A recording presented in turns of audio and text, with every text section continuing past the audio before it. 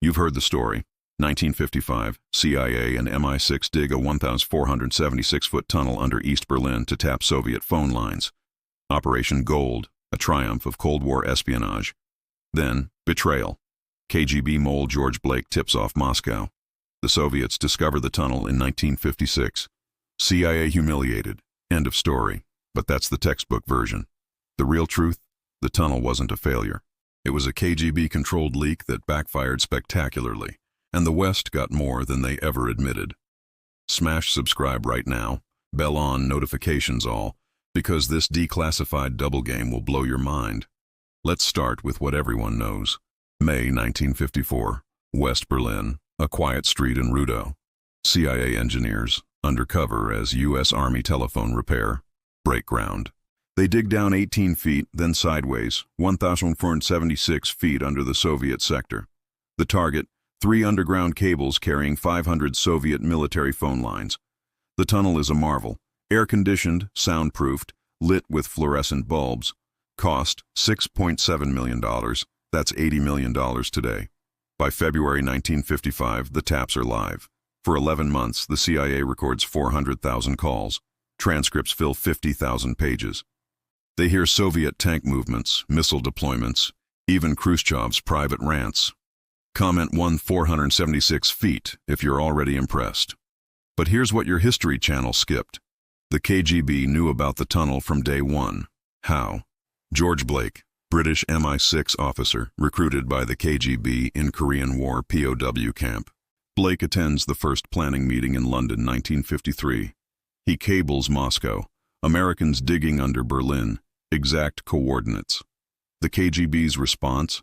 Don't stop them. Let them dig. Let them listen. Why? Because the Soviets were already feeding fake intelligence through those lines. Comment, fake intel, if you see where this is going. The KGB creates a special unit, Department D, dedicated to disinformation. They stage fake conversations. T-55 tanks moving to Poland, urgent. New missile base in Dresden, top secret. All lies. The CIA swallows it whole. They reroute NATO troops based on ghost deployments. They waste millions on countermeasures that don't exist. Meanwhile, the real Soviet plans, nuclear warheads in Kaliningrad, submarine bases in Baltic, travel by courier, not phone. The tunnel hears nothing. For 11 months, the West is dancing to Moscow's tune. Comment, Department D if the KGB just played 5D chess. Now, April 21st, 1956. Heavy rain in Berlin. Soviet engineers accidentally discover the tunnel while repairing a cable. They stage a press conference. Cameras roll. Reporters gasp at the high-tech tunnel. CIA agents in London burn transcripts in panic. The operation is blown. George Blake is hailed as a hero in Moscow. Case closed. Except it's not. Because here's the twist no one talks about. The tunnel was a two-way street. The CIA wasn't just listening. They were planting. Comment two-way if you're hooked. While the KGB fed fake intel, the CIA used the tunnel to inject their own disinformation. How?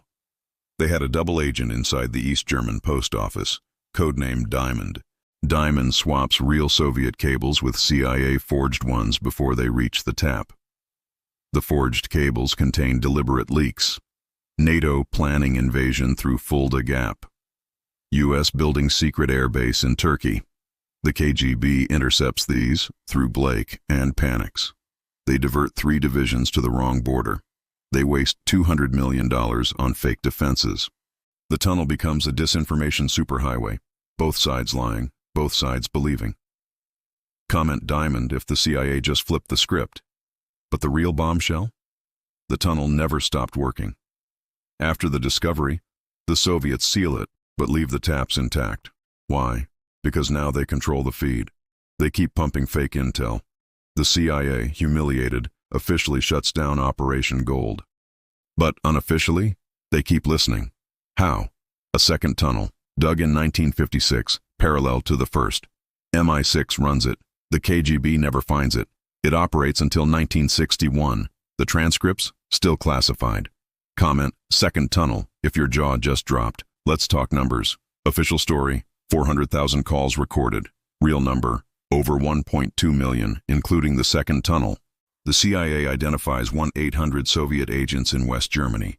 They flip 47 of them. The KGB arrests 12 CIA assets based on Blake's tips, but none from the tunnel transcripts. Why? Because the CIA feeds the KGB fake names through the taps.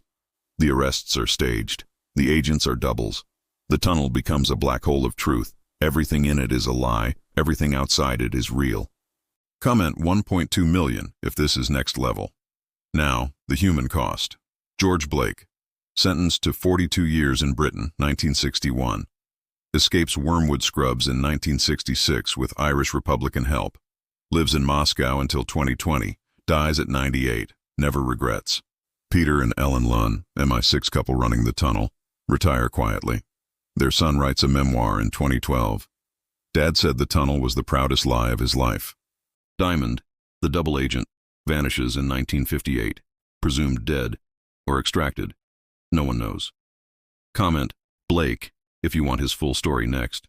Fast forward to 2025. The tunnel entrance in Rudo is a museum.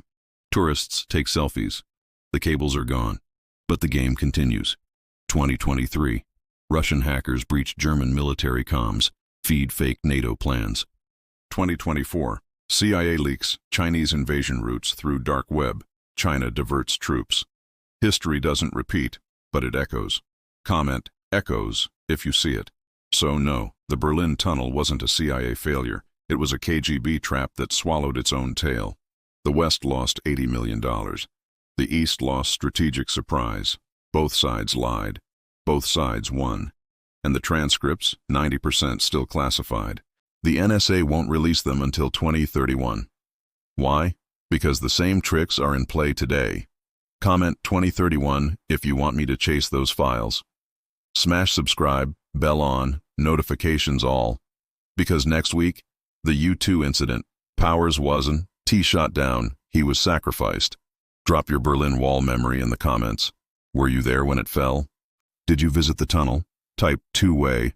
I read every single one. The best gets pinned. Algorithm, do your thing. Let's make real espionage viral. Subscribe, comment, share, now.